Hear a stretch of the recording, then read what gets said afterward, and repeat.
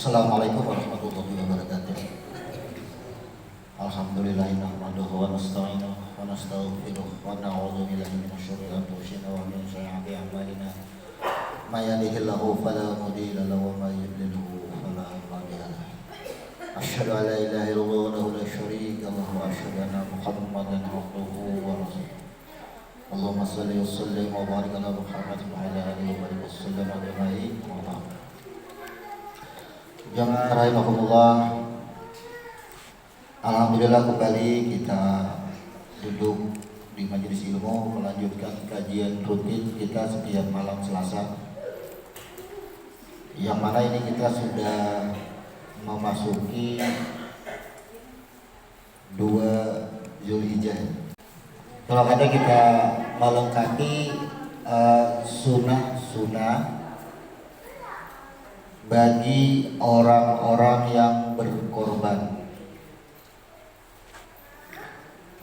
Ada beberapa sunnah-sunnah bagi orang-orang yang berkorban. Di dalam sebuah redaksi hadis itu Nabi melarang bagi orang-orang yang berkorban untuk memotong kuku dan rambut. Namun redaksi hadis di sini para ulama itu berbeda meletakkan hukumnya. Ada yang berpendapat bahwa ini hanya berlaku bagi orang-orang yang berkorban itu orang yang berhaji. Kemudian ada yang berpendapat di sini yang dimaksud rambut dan kuku itu adalah kepada hewan korbannya. Nah, itu kan.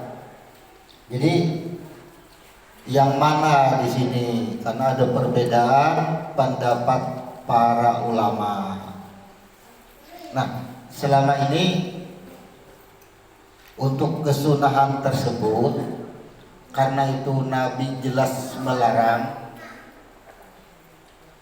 tapi larangan di situ kan diberi kop atau judul sebelumnya itu adalah kesunahan bagi yang melaksanakan korban.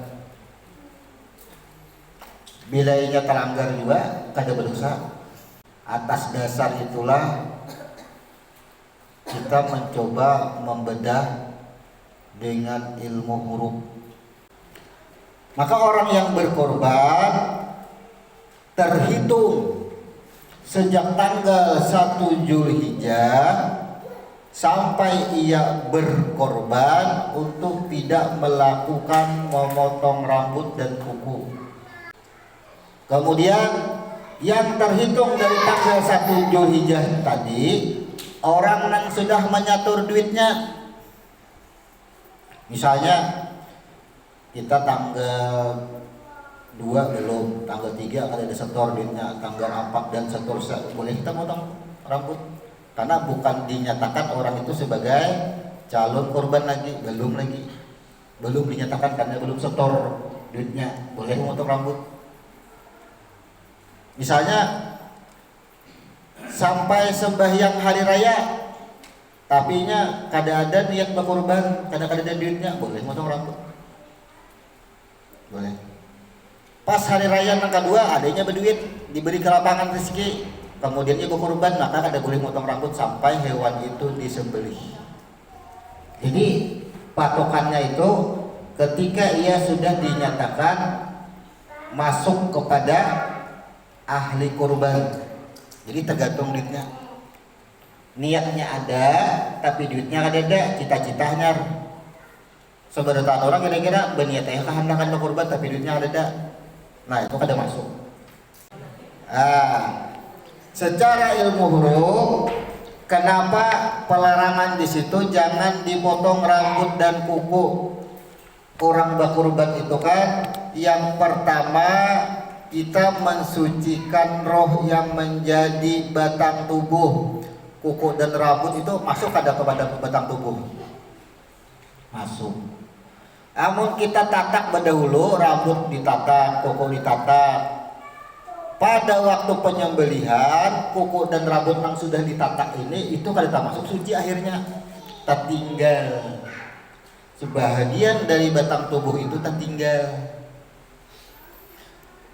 Ini tidak bertentangan dengan hadis orang batasmiyah dalil tasmiyah al-gulamu murtahinun bi akikatihi. Gulam, bayi, setiap manusia yang hanya dilahirkan tergadai dengan binatang sembelihan hatta tusbahu anhu, sampai hari ketujuh. Wa yuhlaqu ra'sahu, dan potonglah rambutnya. Nah berarti kan disembelih dahulu hewannya, hanya diperintahkan potong rambutnya. Jadi orang Batasmiyah itu dipotong dulu kambingnya, ibadah dipotong hanya boleh memotong rambutnya. Kenapa? Artinya ketika disembelih kambing tadi hanya dipotong rambutnya, kada apa lagi rambutnya biar gugur ke bumi rambut ini, nah kada apa lagi. Masalahnya apa? Karena ini sudah suci. Roh rambut yang sudah suci tadi itu kada kawa dia apa-apai lagi. Kenapa? Karena rambut dan kuku itu, misalnya kita tatap buang rambut, buang kukunya, ada yang melihat tahu tuh kuku si anu ya, tuh rambut si anu diambilnya. Kenapa? Karena rambut dan kuku kada dimasuki roh, pas diambilnya jadi dukun, bawanya ke dukun, kawa digawi, disantet melalui rambutnya, melalui kukunya, kawa. Kenapa? Karena kuku dan rambut tadi dipotong sebelum penyembelihan, belum suci lagi. Itu maksudnya. Jadi pelarangan Nabi di sini, janganlah dipotong Nabi, jangan potong rambut dulu lah. Kada usah gini potong kuku dulu kayaknya sudah disembelih sapinya. Jangan kita ilustrasikan bahasa kita. Amun sudah berpotong sapinya, aja bagunting lagi. Kenapa? Karena rambut itu guguran gini ke bumi. Kuku dibuang. Tapi ini berlaku bagi nang bakurban aja. Misalnya sarumah. Nang dalaman sarumah tuh abahnya aja nang menyatakan nih kami kena empat kurban. Orang nang dikurbankan boleh memotong kuku dan rambut. Nang kada boleh tuh nang orangnya nang bakurban, nang menduitinya nang kada boleh motong rambut. Bagi yang dikurbankan boleh motong rambut, kada apa itu boleh ya. Bagi yang dikurbankan nang bakurban nang kada boleh. Nah, itu redaksi hadis itu membolehkan itu. Bahkan bagi yang berkorban itu seandainya melakukan potong rambut dan kuku dosa lah, kada berdosa. Larangan di sini kada membawa dosa hukumnya. Tapi tadi kan kada sempurna. Kurban kita ini kan menghantarkan roh nang menjadi batang tubuh dijulung lawan Tuhan aja. Nah Tuhan saiko manu dijulung lawan Tuhan. Menangis rambut dan kuku ini kada umpat merasai orang berkorban seberataan nang sisanya dipotong dibuang. Kada suci. Jadi kita mengacu kepada ilmu huruf, kada salahnya. Walaupun kita kada menghukumi masuk kepada orang yang berkurban haja, tapi kita meyakini ini berlaku nang berhaji kan kada kah? Karena hakikatnya kurban ini adalah menghantarkan roh yang menjadi batang tubuh. Jadi rambut dan kuku masuk ke situ.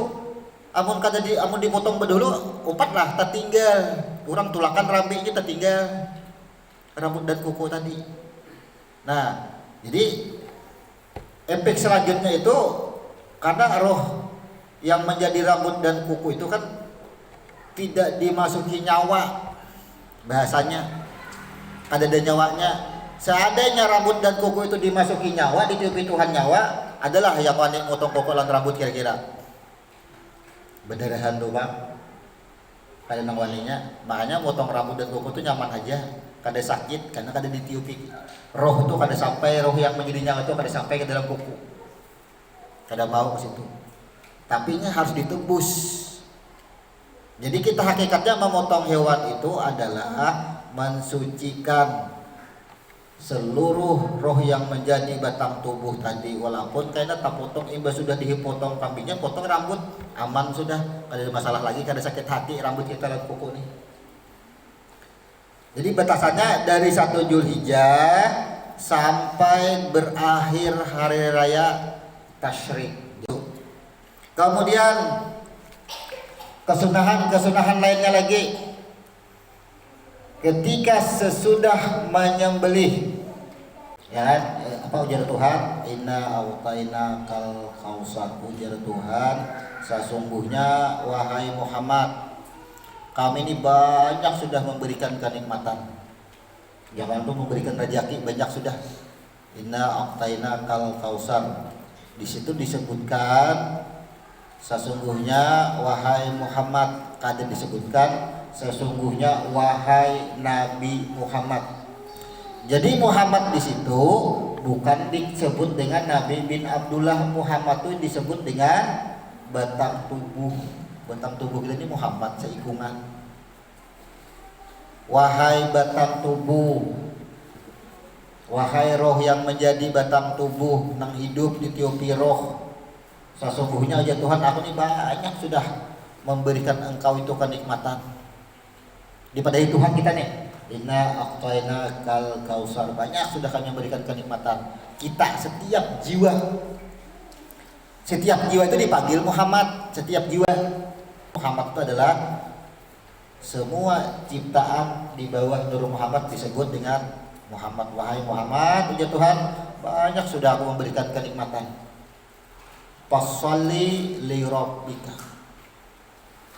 maka kembalilah, dirikanlah, ingatlah Rabb engkau. Ingatlah lawan aku ya Tuhan, ingatlah lawan aku. Aku ini ya Tuhan banyak sudah memberikan kenikmatan, ingatlah lawan aku. Jadi ingatlah lawan aku itu berarti yang ditegur di situ adalah roh yang menjadi napas, yang menjadi nyawa. Fasholli li rabbika, ditagur Tuhan. Kemudian wanhar, jar Tuhan, roh yang menjadi harta itu bulikakan sebahagian, berkorbanlah. Itu maksudnya. Inna a'taina kal kausar fasholli li rabbika wanhar inna sani'aka huwal abtar. Dan sesungguhnya orang-orang yang melampaui batas penuh kebencian, ya, huwal. Jadi bahasa Arab huwal itu hampir sama dengan bahasa kita bahwal mahwali, penuh kebencian. Kada setuju, kada menerima dengan keputusanku, penuh kebencian. Makanya korban itu ada yang mengatakan sunnah muakkadah, ada yang mengatakan wajib. Nah, jadi karena iba sudah tuntung pak disembelih, jangan diganggu gugat lagi dulu sapi ini, jangan diganti-ganti dulu. Bila sudah tuntung sembahyangan hanya dibedah, jangan digarak dulu, dinakan dulu. Nah, diamkan dahulu. Tumak ninah. Iba sudah tuntung sembahyang, ya lagi garam. Orang berkorban tuh mana dahulunya ikhlas. Dasarnya lawan ina aktaina, berarti kan ikhlas dahulu. Saat ini sudah inyawani menjulung duit itu sudah menyerahkan seluruh batang tubuhnya, sudah lawan duitnya ikhlas sudah. Bila ini sudah ikhlas, hanyar fasholli li rabbika. Amun orang kada ikhlas sembahyang ya fasholli, bertamuan ke dalam Tuhan kada mau bertamuan, orang kada ikhlas. Coba aja. Jadi kalau secara ilmu huruf al ikhlas berdahulu, hajar al kausar. Nah, makanya kita mengingatkan kembali karena di Nabi seorang aja nang menyembelih Fatimah nang berkorban disuruh keluar pada rumah. Saksikan. Jadi memotong kambing ini, mengucurkan darahnya ini, menggugurkan sifat kebencian, kesombongan semua hakikatnya. Adalah urut kita di situ. Oh, ini aku selama ini banyak banu hilap juga aku ya. Banu aku sebuah riak juga ada, banu aku sombong juga ada. Udah pandang sapinya, gugurkan, hilangkan semua, potong. Makanya orang akikah itu kan sama. pemotongan akikah itu kemudian dipotong rambut dengan harapan bayi ini setelahnya itu kada membawa sifat-sifat buruk lagi. Artinya sifat buruk tuh berapa persen gitu nah. Ada mungkin jawaban kada ada sifat buruk, pasti ada.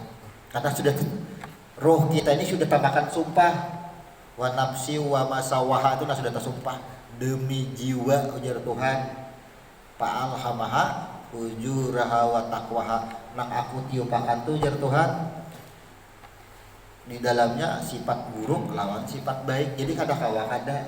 Coba bila itu sudah diakikahi, disembeli, dipotong. Pak, dipotong sifat pujurnya, bisa juga kada berlaku lagi dalam diri kita sifat pujurnya. Bisa kada berlaku. Ada tapi kada kita pakai. Laksana semacam aplikasi kada dipakai-pakai. Dai, di HP ada aja ya, cuma kada dipicik-picik. Itu maksudnya.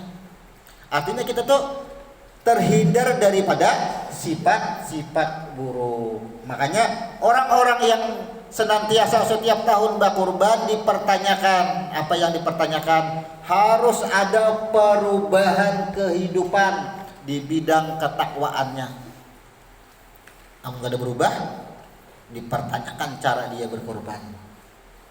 Berkorban terus, tapi semakin tahun semakin pembenci atau semakin membenci sifatnya. Pandang sikap kita sebelumnya, rasakan sikap kita sebelumnya. Apa sikap kita? Sombong tadi. Inna sami'aka huwa abtar.